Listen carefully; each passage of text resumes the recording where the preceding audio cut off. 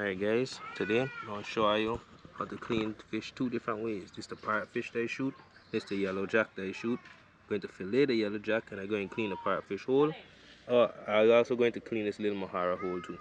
No, you can't clean fish without a sharp knife. I'm using this Corona sharpener that my cousin Marlon got me. Shout out to you Marlon, cause that sharpener is amazing. It make the knife stand so sharp and help me clean the fish so much better. This is the yellow jack here, probably about 2 pounds. You can see I shot it right there in the gills and in the fin area. That's where I shot it when I saw it dead. I just put the extra shot in it to make sure that I got it. When I'm filleting, I start by cutting a line down from the top of the head, past the pectoral fins down to the bottom of the stomach.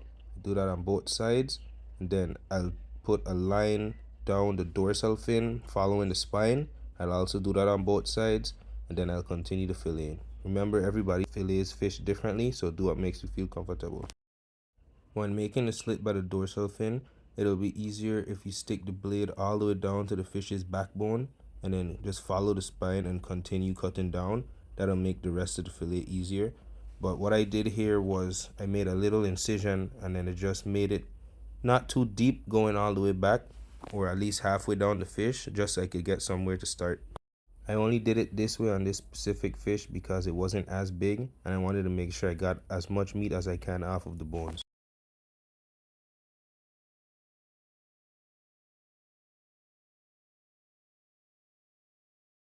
Now you want to use that same line that you cut down the dorsal fin and continue to work all the way back to the tail of the fish.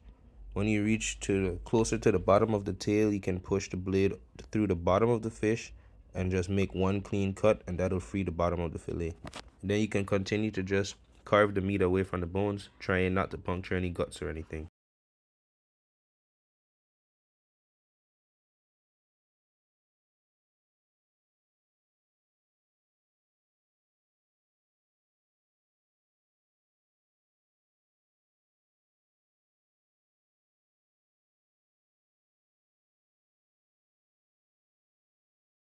When you reach this section of the fish, you want to cut over the rib cage. You don't have to, but it'll help you to not have to debone the fish later.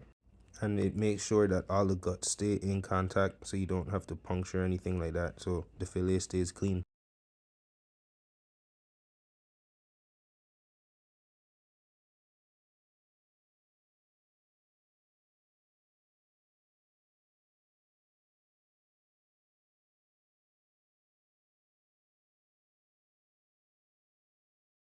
So now that's one side down, and because the fish has one less side, it'll make it a little bit more difficult to do the other fillet, and that's why we made the same cuts that we did on the other side of the fillet to this side, just so it can be a little bit easier when doing it with one less side. Now we're gonna go ahead and cut the meat away from the rib cage, and it's basically the same thing that we did on the first side. We're just doing it over again. Now we're taking the skin off. What we're gonna do is make a slice down the fillet and not cutting through all the way through the skin, but you're gonna grab the skin that's left there, hold it with your hand, and just slide the blade gently but firmly in between the fish's meat and the skin, and you'll get all the skin off and some of the bloodline.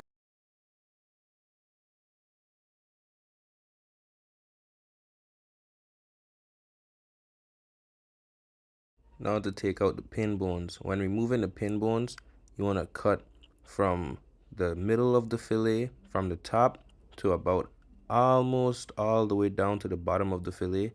You can feel where the bones are. Cut the both sides of that and then just pull it out and you're good to go. It's the yellow mahar that I grazed. Since it's a small fish, what I'm going to do is just take off the scales using the back of my knife because I don't have a scaler. And then I'm going to cut off the head, take out the guts. I'm even going to leave the fins on. And then just going to put some slices in it so that the seasonings can get into the fish before cooking. And that's pretty much it.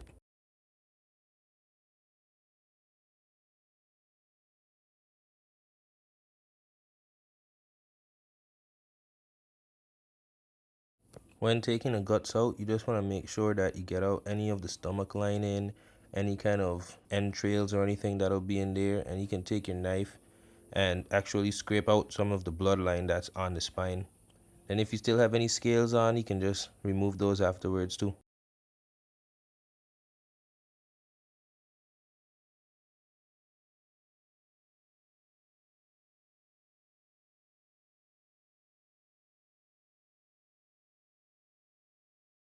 I know I used to see all those flies around the yellowjack carcass. Man, it was so annoying. They was flying all over my back, my face, everything.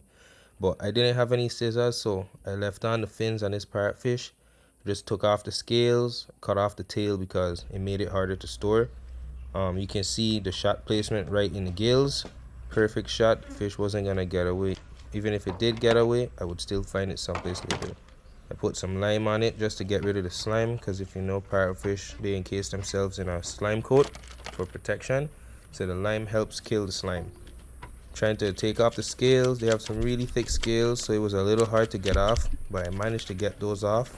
And then I started to cut the fish, but then my camera died, so you're not gonna see when I actually take out the guts, but you'll see afterwards when I'm cleaning out the stomach lining and the bloodline and all that stuff.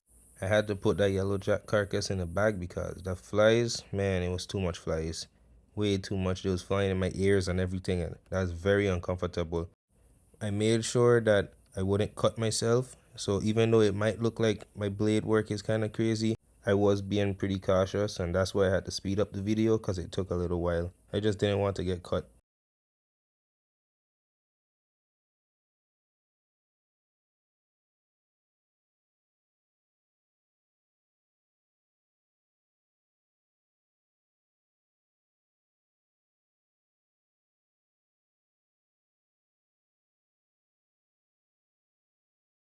As you can see, that's a fat parrotfish, all the meat there, no scales. I just went ahead and scaled the other side and then put some lime on it. And then I had to wash down my station because there were scales everywhere, and I like to have a clean station.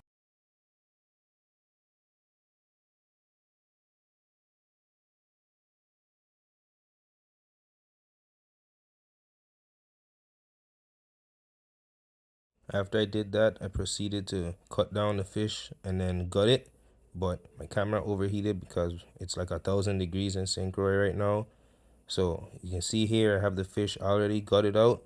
I'm just cleaning out the stomach lining and the bloodline and anything that might be left inside of there. After you do that, you just want to make sure to put some slices in the fish so the seasoning can get up in there again. And especially on these fish because they have a lot of meat, so you really want the seasoning to get in there. So after you clean up the fish, you wash it off, put some slices in it, and then you'll be ready to season and fry, or bake, or boil, or whatever you want to do with it. I love that knife sharpener. It made these knives so much sharper. It cut through the fish like butter. So shout out to you again, Marlon, cause that knife sharpener saved my life, especially when cutting off the tail, cause it was a thick tail. And if you guys ever saw in some previous videos when I had dull knives, my fillet work wasn't too good and I cleaned the fish kind of crazy, but that's because I had dull knives. And if you're wondering what I have the fish in, I have it in some water with some salt, Spanish thyme or Mexican mint, and some lime. That's just to get rid of the fishy flavor and any slime that might be on the fish. And this is the end results. We have skinless, boneless yellowjack fillets, a head off whole yellow mahara, and a head on whole parrotfish. Don't forget to like the video, share, comment, and subscribe. Thanks for watching.